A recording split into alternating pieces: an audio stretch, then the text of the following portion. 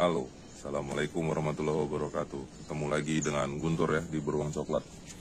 Hari ini kita mau bahas tentang gimana cara kita membidik pakai ketapel. Gimana cara kita biar kena terus. Bahasanya gitu ya, kena terus. Nah, kalau di video-video sebelumnya kita udah ngebahas gimana cara kita nentukan panjang tarikan kita atau draw length ya. Di video berikutnya ada lagi ngukur karetnya. Nah, ngukur karet panjang karet aktifnya ini. Itu sudah juga dibahas. Kemudian sudah ngukur panjang karetnya, ngikat quotes. Ngikat quotesnya di sini sudah juga. Terus ngikat di sini. Nah, kalau udah semua terangkai seperti ini, tinggal kita nentuin gimana cara kita nembak supaya bisa kena.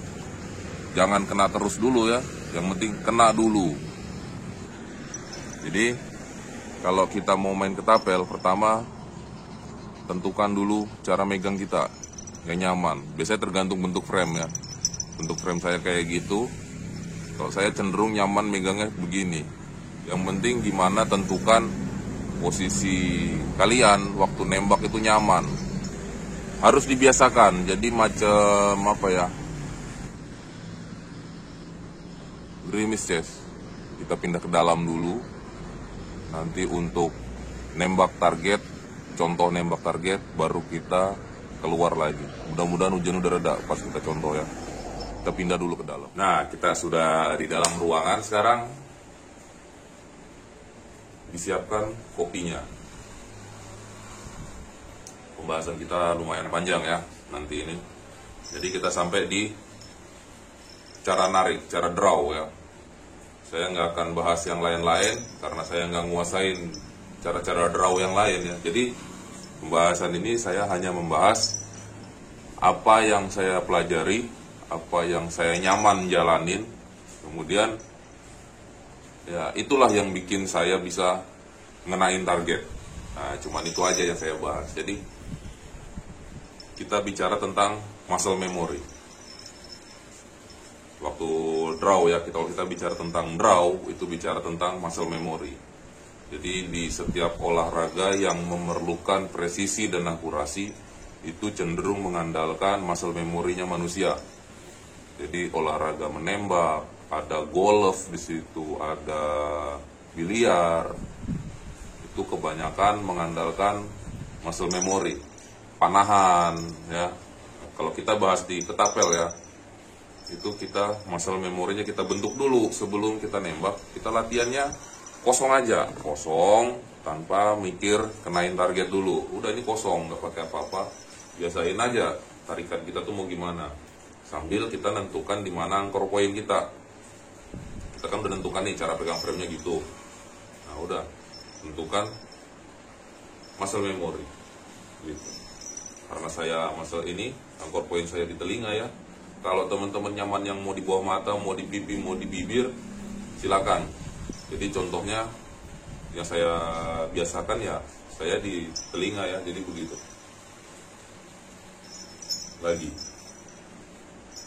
Lagi. Begitu aja terus latihannya ya. Ya, itu untuk pembentukan muscle memory. Ya kan? Jadi kita udah tentukan anchor point kita di sana ya kan. Cara nariknya udah begitu, muscle memory yang terbentuk, kita koreksi muscle memory kita. Ketika kita draw ya kan. Jadi posisi karet ini kan tergantung tuh posisinya gitu tuh. Ini kan sama panjangnya artinya nih. Jadi di situnya sejajar, ininya sama panjang. Ketika ditarik nanti waktu kita draw, jauhin dulu ini.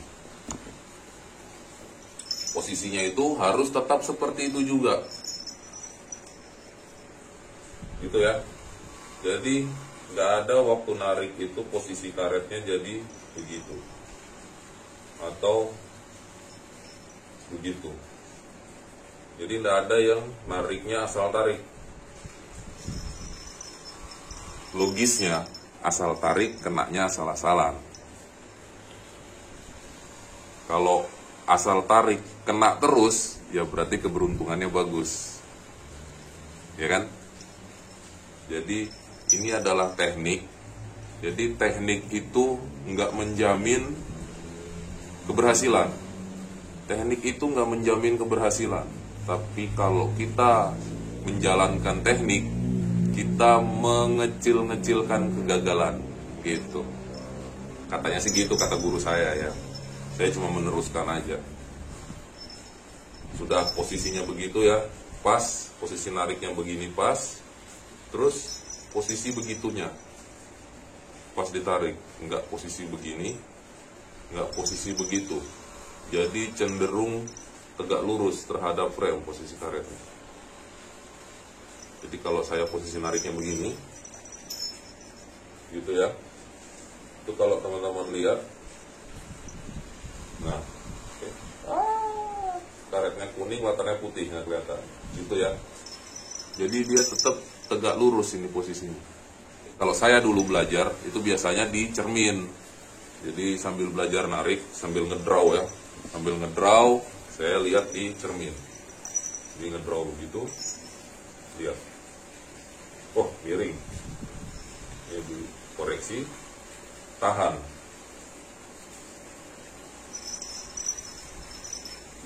Ditahan aja 5-10 detik. Makanya untuk latihan karetnya nggak usah tebal-tebal dulu. Ini karetnya saya pakai 0,52.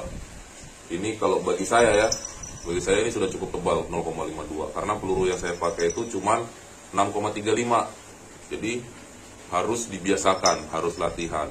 Seperti itu ya. Dan juga jangan percaya kalau ada ketapel yang bisa pakai laser. Oke lah, kita zero di sana. Posisi angkor poinnya pas. Kita geser langsung power pointnya. Lasernya pas di titik, apa ya kena? Ya enggak? Jadi jangan terlalu percaya dengan gimmick ya. Semuanya udah beres, ini udah lurus ya kan? Situ udah lurus, posisi ininya udah pas, angkor point enak, muscle memory terbentuk. Baru kita isi gotri di potsnya. Kita isi gotri di pots, ya kan? Megangnya begitu. Kalau kalian punya cara megang yang lebih nyaman, kemudian bisa clean release lebih baik, ya silakan. Begini ya. Bagi saya ini paling bagus melepaskan gotri, melepaskan pots dengan bersih, clean release. Jadi tinggal dilonggarin sedikit, lepas ya.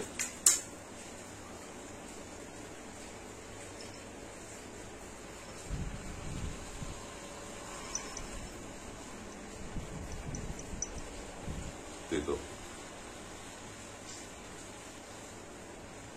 Jangan di depan ya. Di depan ini berpotensi kalau bahasa luarnya itu speed bump. Speed bump itu polisi tidur. Jadi kalau dilepasnya tangan sana, dia ngeloncatin jari jempol. Kalau yang dilepasnya jempol, dia ngeloncatin jari telunjuk. Jadi bisa ngerubah point of impact bahasanya.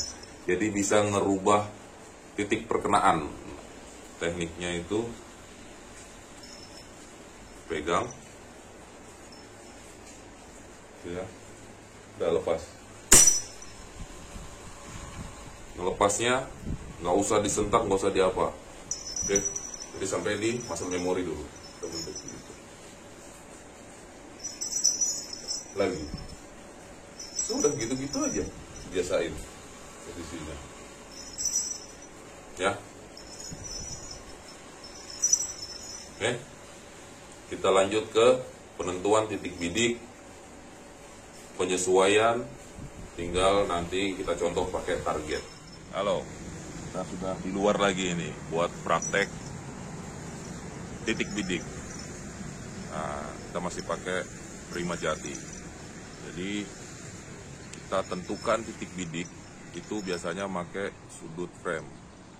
Ada yang pakai sudut frame sini, ada yang agak ke belakangnya lagi, ada yang pakai ujung karet, ini kayak gini nih. Tuh kelihatan ujung karetnya ya. Banyak perspektifnya orang itu beda-beda. Nah, ini makanya enaknya main ketapel tuh gitu, nggak ada aturan baku buat menentukan titik bidik. Jadi nanti ketika kita bidik, kita draw ya kan, garis apa, karet ini harus menumpuk, nah gitu, jadi membentuk satu titik. Jadi kalau teman-teman lihat ya, kalau kalian lihat ini, ambillah sudut pandang kalian nih.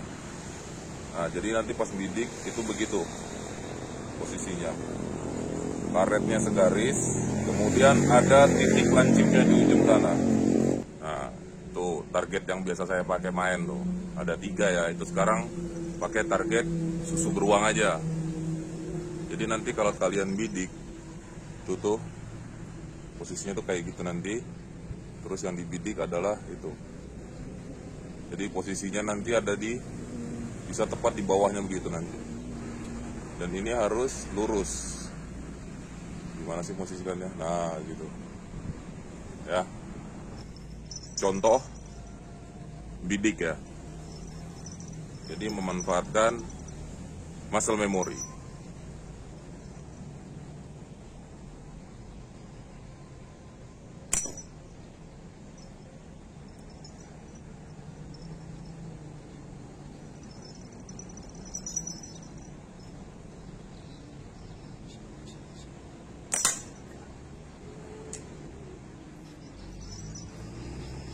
Seperti itu ya. Tadi yang pertama luput, soalnya ini karet baru. Saya tadi itu pertama kali itu nyari titik perkenaannya dulu. Jadi saya tentukan titik bidiknya di situ. Mana sih? Nah itu, misal itu ya. Nah, saya tentukan titik bidiknya begitu. Kemudian nyari kemana pelurunya jatuh. Jadi tadi yang pertama itu pelurunya jatuhnya di sebelah sininya. Ya, jadi saya koreksi, saya geser perkenaannya ke sana. Itu namanya penyesuaian titik bidik.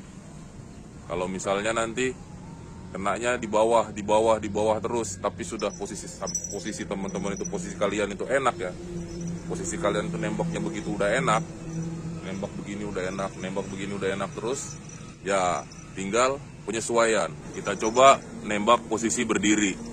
Jadi kalau posisi berdiri, jadi posisi target itu 90 derajat dari posisi kita berdiri. Jadi menyamping dirinya ya. Gitu.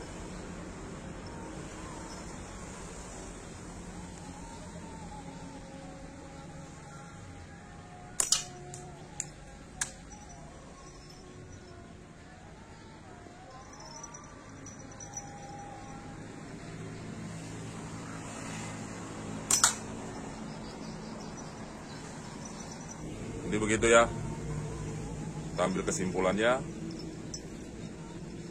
Grip tangan, kemudian muscle memory, gimana kita posisi nariknya, itu. Terus anchor point. Nah, anchor point ini penting juga. Tergantung lebar biasanya. Semakin lebar anchor pointnya semakin jauh dari mata. Terus setelah anchor point, tembak target, mau pakai kertas, cuacanya masih hujan, jadinya takut rusak kertasnya. Nah, jadi pakai kaleng aja. Koreksinya agak susah kalau pakai kaleng ya, soalnya nggak kelihatan bekas tembakannya di mana. Ketahuan di mana jatuhnya, koreksi, lakukan penyesuaian. Nah, tinggal begitu aja. Habis itu gimana lagi? Ya dimainin terus. Ini harus dilatih, dimainin terus. Nggak bisa sekali main kena, sekali main langsung kena. Mungkin agak berbeda dengan pakai senapan ya. Kalau senapan banyak alat bantunya, kalau ini cuman gini aja. Jadi yang kita zero adalah badan kita sendiri. Tips dari pemula untuk pemula ya. Oke, semoga membantu. Selamat bersenang-senang ya kan. Karena inti dari bermain ketapel adalah bersenang-senang. Kena nggak kena, yang penting senang-senang aja. Jangan kapok untuk main. Main aja terus ya kan. Yang penting pastikan keamanannya. Untuk pembahasan keselamatan nanti kita bahas di video lain, oke? Silakan coba sendiri di rumah, pasti bisa. Dadah.